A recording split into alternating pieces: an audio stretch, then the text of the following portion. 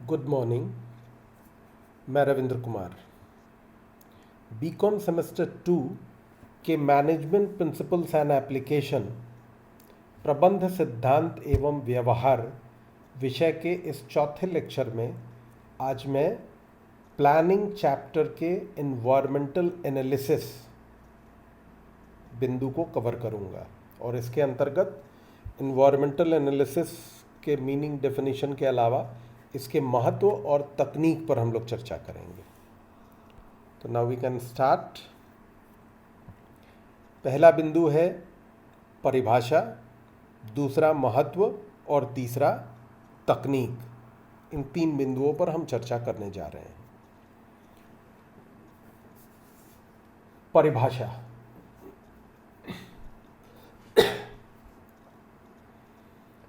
Environmental analysis is scrutinizing of external forces which have the effect on functions of business। अर्थात वातावरण का विश्लेषण बाहरी तत्वों की छानबीन है जो व्यापार या व्यवसाय के कार्य पर असर डालती है। Environmental analysis is a strategic tool. It is a process to identify all the external and internal elements which can affect the organization's performance. The analysis entails assessing the level of threat or opportunity the factors might present. The analysis helps align strategies with the firm's environment। अर्थात पर्यावरण विश्लेषण एक रणनीतिक उपकरण है। यह सभी बाहरी और आंतरिक तत्वों की पहचान करने की एक प्रक्रिया भी है जो संगठन के प्रदर्शन को प्रभावित कर सकती है। विश्लेषण खतरे के स्तर का आकलन करने या कारकों को प्रस्तुत करने का अवसर देता है। विश्लेषण फर्म के वातावरण के साथ रणनीतियों को समानांतर करने में भी मदद करता है।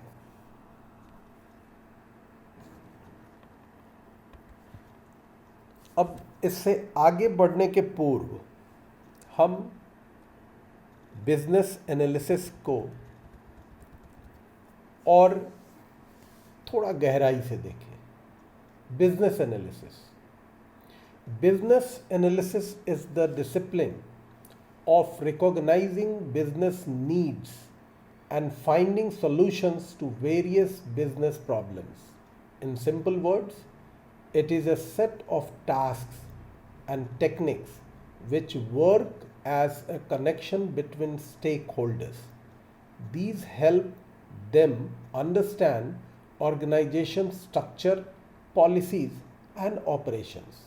व्यावसायिक विश्लेषण व्यावसायिक आवश्यकताओं और विभिन्न व्यावसायिक समस्याओं के समाधान को पहचानने की विधि। सरल शब्दों में अगर कहा जाए तो यह कार्यों और तकनीकों का एक समूह है जो हितधारकों के बीच एक कड़ी के रूप में काम करता है। ये उन्हें संगठन की संरचना, नीतियों और संचालन को समझने में मदद करता है।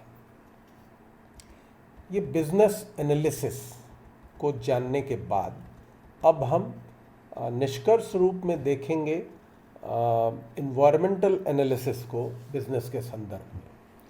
पर्यावरण विश्लेषण एक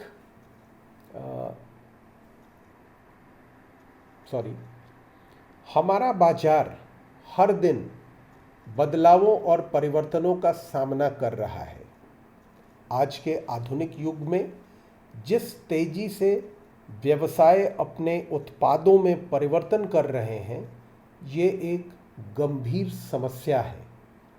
समय के साथ कई नई चीज़ें विकसित हो जाती हैं और पूरा परिदृश्य कुछ ही सेकंड में बदल सकता है। कुछ कारक हैं जो आपके नियंत्रण में हैं, मतलब फैक्टर्स कुछ ऐसे हैं जो हमारे नियंत्रण में होते हैं, लेकिन और कुछ हमारे नियंत्रण से परे होते हैं, बाहर होते हैं। लेकिन यदि हम चाहें तो इनमें से कई चीज़ों को नियंत्रित कर सकते हैं। व्यवसाय अपने पर्यावरण से बहुत प्रभावित होते हैं। सभी स्थितिगत कारक जो दिन प्रतिदिन की परिस्थितियों को नियंत्रित करते हैं, फर्मों को प्रभावित करते हैं। इसलिए व्यवसायों को व्यापारिक वातावरण और बाजार का लगातार विश्लेषण करना चाहिए। इसके बाद हम देखेंगे इसके महत्व को।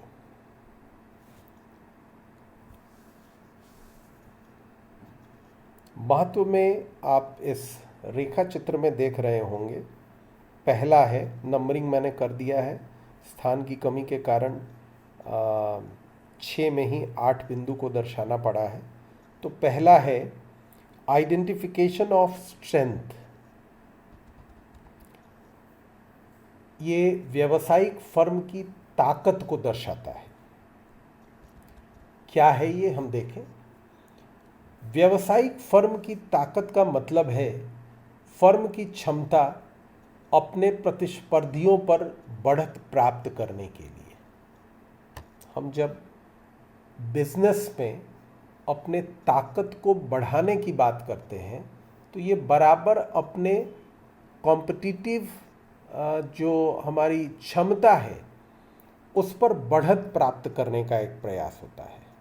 यह चाहे वो उत्पादन बढ़ा के करें, लाभदायकता बढ़ा करके करें, या जैसे भी हो, हमें अपने प्रतिस्पर्धियों पर बढ़त हासिल करनी है। और वो तभी संभव है जब हम मजबूत हों। आंतरिक व्यावसायिक वातावरण का विश्लेषण फर्म की ताकत की पहचान करने में मदद करता है। ताकत की पहचान करने के बाद फर्म को अपनी मौजूदा योजनाओं, नीतियों और संसाधनों में भी सुधार करके अपनी ताकत को मजबूत करने या अधिकतम करने की कोशिश करनी पड़ती है। अगर वो ऐसा नहीं करेंगे तो फिर ये नहीं कहा जा सकता है कि वो व्यावसायिक क्षेत्र में मजबूत स्थिति में है।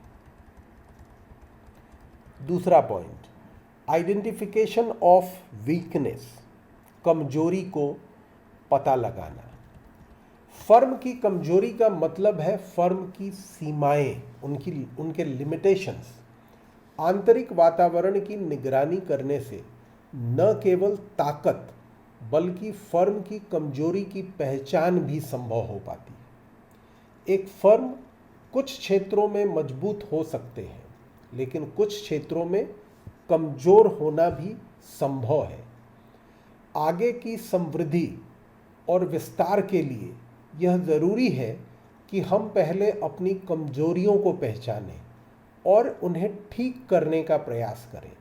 जब हम ये कर पाएंगे तो समृद्धि और विस्तार की संभावनाएं बढ़ जाती हैं। तीसरा बिंदु महत्व का, आइडेंटिफिकेशन ऑफ अपॉर्चुनिटीज। जो अवसर हैं उनकी पहचान। पर्यावरण विश्लेषण बाजार में अवसरों की पहचान करने में मदद करता है। Environmental analysis helps to identify the opportunities in the market. Firm को अवसरों को समय पर ग्रैब करने, पकड़ने का हर संभव प्रयास करना चाहिए।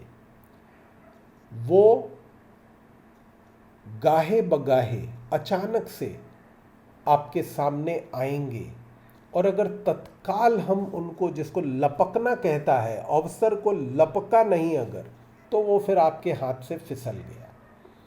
तो बराबर पर्यावरण विश्लेषण बाजार में उपलब्ध या संभावित अवसरों की पहचान करने में मदद करता है।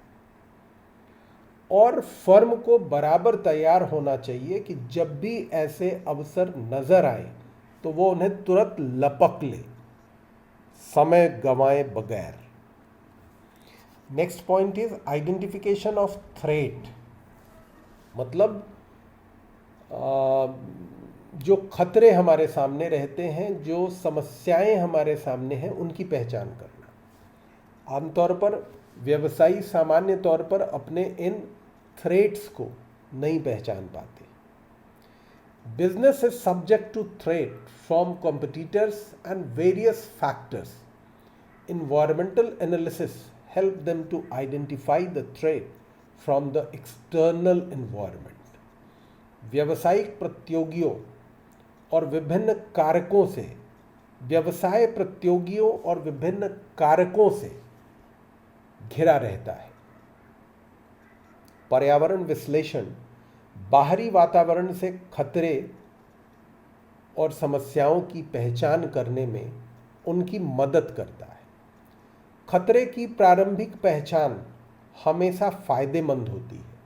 खतरे की प्रारंभिक पहचान का मतलब कि खतरा जैसे ही उत्पन्न हुआ वैसे ही अगर प्रारंभिक दौर में ही उसकी पहचान कर ली जाए तो उसके फैलने के खतरों को रोका जा सकता है। क्योंकि अगर कोई ऐसी समस्या है जो धीरे धीरे अपने हाथ पैर फैला रही है तो वो किसी भी व्यावसायिक संस्था के लिए बहुत अच्छी नहीं होती है। तो इसलिए ज़रूरी है कि जब भी कोई खतरा उत्पन्न हो तो प्रारंभिक स्तर पर ही उसे पहचान लिया जाए और उससे उत्पन्न होने वाली समस्या या आगे वो न बढ़े उसकी हर कोशिश हम करें या उसको फैलने से रोकने में ये हमें मदद करता है। पांचवा बिंदु है ऑप्टिमम यूज ऑफ रिसोर्सेस, मतलब संसाधनों का अनुकूलतम उपयोग। Proper environmental assessment help to make optimum utilisation of scarce human, natural and capital resources. उचित पर्यावरण मूल्यांकन मूल्यवान मानव, प्रकृति और पूंजी संसाधनों के अनुकूलतम उपयोग में मदद करता है। व्यावसायिक वातावरण के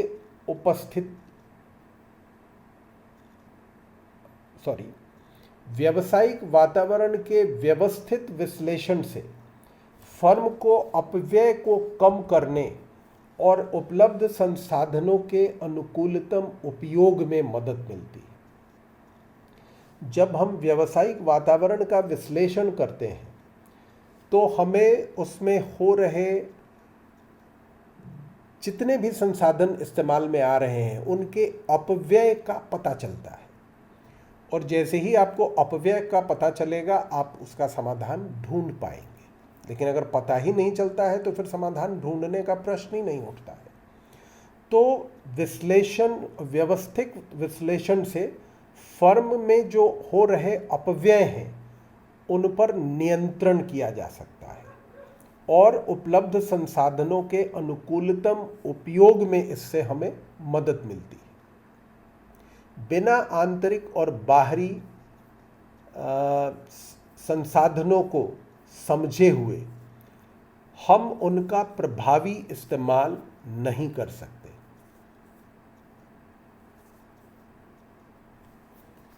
जब तक हम अपने आंतरिक और बाहरी संसाधनों को बेहतर तरीके से समझ नहीं जाते हैं तब तक उनका प्रभावशाली तरीके से उपयोग करना संभव नहीं होता है। छठा बिंदु है सर्वाइवल एंड ग्रोथ।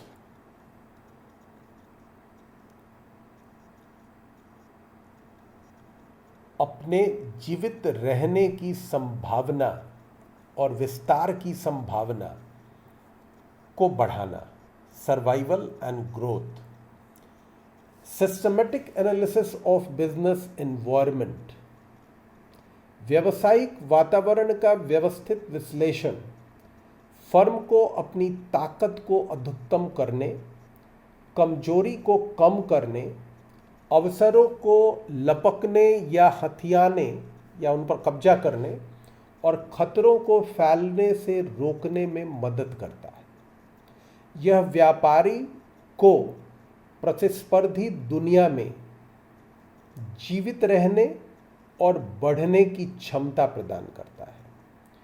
व्यापार जब वातावरण के व्यवस्थित विश्लेषण की माध्यम से अपने ताकत को अधिकतम कर पाता है, कमजोरियों को कम कर पाता है या रोक पाता है, नियंत्रित कर पाता है, अवसरों को हथियाने में बराबर सक्षम रहता है और खतरों को फैलने से रोकता है, तो ऐसे में व्यापार को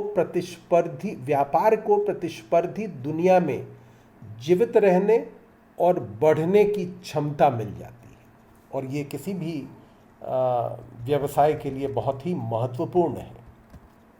7वां बिंदु है to plan long term business strategy, दीर्घकालीन व्यवसायिक लक्ष्य तय करना। A business organization has short-term and long-term objectives. एक व्यावसायिक संगठन में अल्पकालीन और दीर्घकालीन लक्ष्य होते हैं।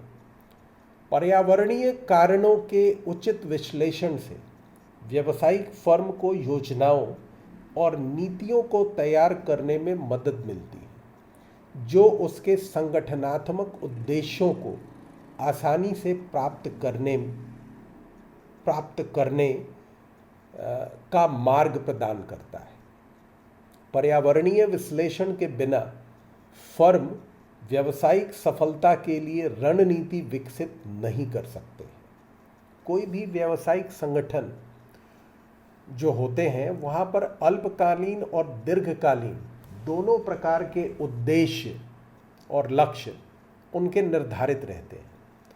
और पर्यावरणीय कारकों के उचित इन्वायरमेंटल जो फैक्टर्स होते हैं उनका अगर उचित विश्लेषण किया जाए और फर्म की योजनाओं और नीतियों को निर्धारित करने में उनकी मदद ली जाए, तो उससे संगठनात्मक उद्देश्यों को आसानी से हम प्राप्त कर पाते हैं। और बिना पर्यावरणीय विश्लेषण के फर्म अपनी व्यावसायिक सफलता के लिए रणनीति विकसित नहीं कर सकते हैं, असंभव सा है। 8वां बिंदु है environmental scanning aids that is decision making. निर्णय लेना विभिन्न उपलब्ध विकल्पों में से सर्वश्रेष्ठ विकल्प निर्णय लेने के लिए विभिन्न उपलब्ध विकल्पों में से सर्वश्रेष्ठ विकल्प का चयन करना बहुत ही महत्वपूर्ण है और यह एक आवश्यक प्रक्रिया है। पर्यावरण विश्लेषण व्यवसाय की सभी स्थिति को समझने और निर्णय लेने में एक अत्यंत महत्वपूर्ण उपकरण है। फर्म की सफलता सटीक निर्णय लेने की क्षमता पर निर्भर करती है। पर्यावरण विश्लेषण का अध्ययन फर्म की सफलता और समृद्धि के लिए सबसे अच्छे विकल्प का चयन करने में सक्षम बनाता है। तो ये हमने चर्चा की पर्यावरणीय विश्लेषण के महत्व की। अब हम देखेंगे स्वॉट एनालिसिस, जो तकनीक है इस विश्लेषण की।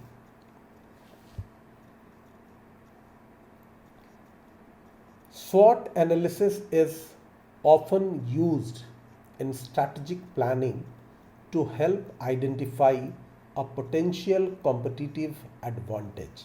For example, your strong relationship with suppliers might give you the opportunity to offer prices that are lower than your competitors, but you can also apply it in much narrower situation. You can use it to evaluate a decision by looking at strength, weaknesses, opportunities and threats relative to the decision. SWOT विश्लेषण अक्सर रणनीतिक योजना में उपयोग किया जाता है। ताकि संभावित प्रतिस्पर्धी फायदे की पहचान करने में मदद मिल सके।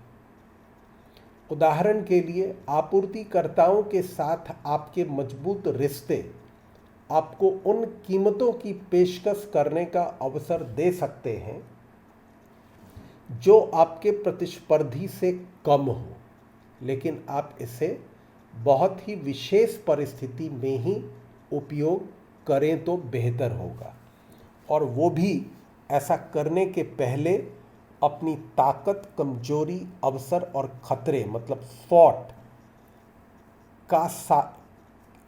के सापेक्ष निर्णय को देखकर उनके मूल्यांकन के आधार पर ऐसा करने की कोशिश करें। Marketing agency often perform a marketing SWOT analysis as part of their competitive landscape analysis for clients.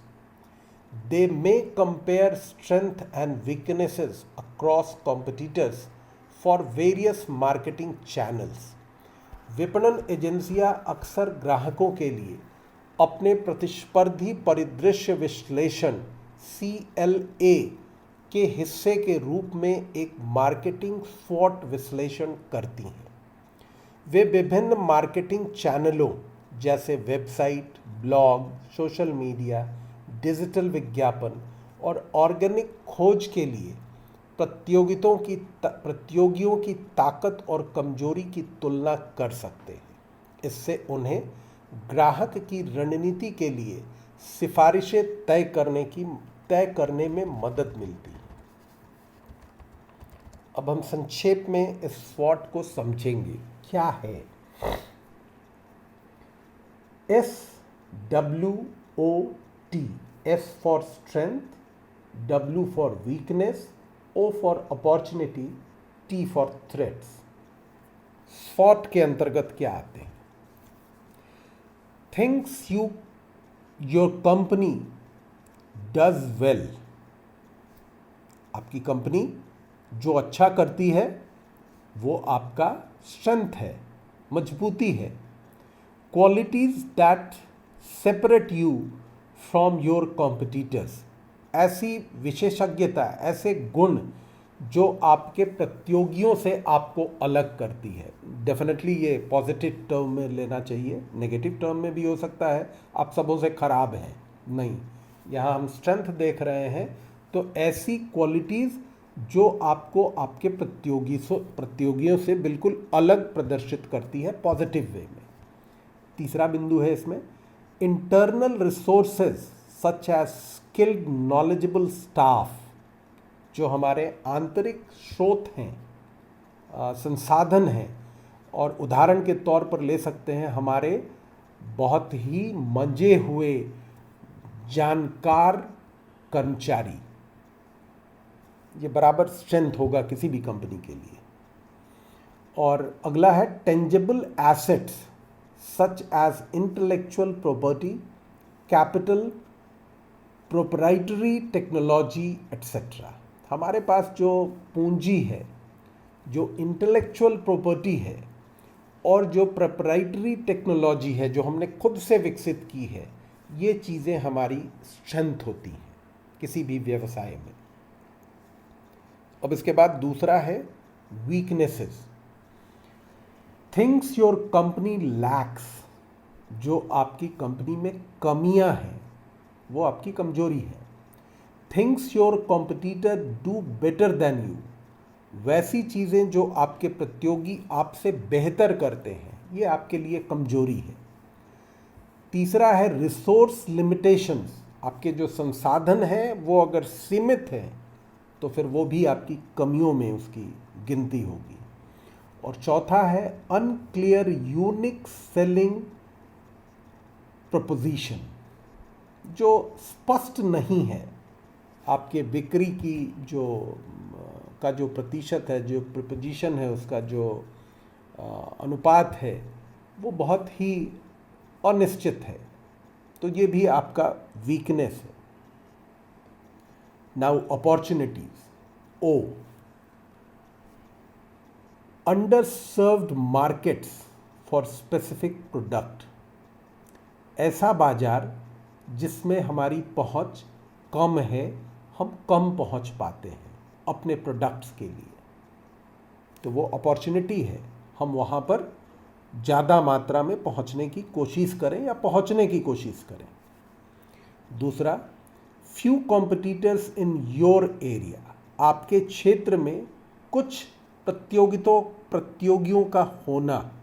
प्रतियोगियों का आपके क्षेत्र में मतलब जिन प्रोडक्ट्स में आप डील कर रहे हो, जिनका मैन्युफैक्चरिंग आप कर रहे हो और बेच रहे हो, उस क्षेत्र में अगर कुछ और भी कुछ प्रतियोगी भी हैं तो ये आपके लिए अपॉर्चुनिटी है, ताकि आप उनको अपने आप को उनका सामना करने के लिए मजबूत बनाएं। तीसरा, emerging need for your products और सर्विसेज, जो संभावित जो अभी पैदा होंगी वो आपको पैदा करना है। आपके प्रोडक्ट्स, आपके उत्पाद और सेवाओं के लिए जो बढ़ रहे हैं, जो आवश्यकताएं बढ़ रही हैं या बढ़ना संभावित है, वो आपके लिए अपॉर्चुनिटी है। अगर आपके प्रोडक्ट्स एंड सर्विसेज के लिए संभावनाएं बढ़ रही हैं, आ रही हैं, सामने दिख रही हैं, तो वो आपके लिए एक बेहतर अपॉर्चुनिटी है।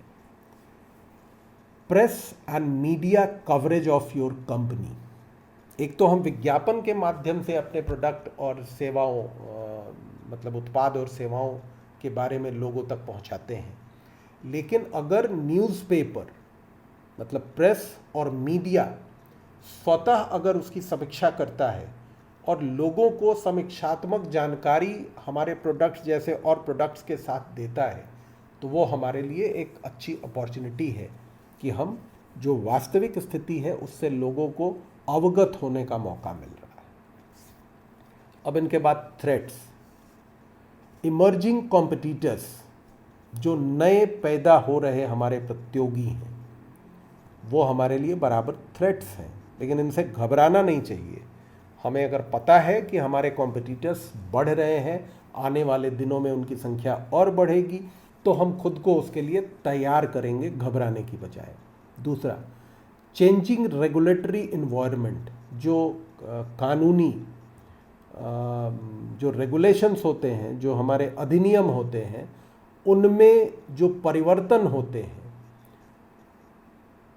तो वो कहीं ना कहीं वातावरण पर उसका प्रभाव पड़ता है, तो ये हमारे लिए थ्रेट्स होते हैं। चेंजिंग रेगुलेटरी इन्वायरमेंट, जो कानूनी वातावरण है वो अगर बदल रहा है हमारे क्षेत्र में, तो वो हमारे लिए एक थ्रेट है और हमको उसके लिए भी अपने आप को तैयार करना पड़ेगा। इसी में तीसरा है नेगेटिव प्रेस मीडिया कवरेज।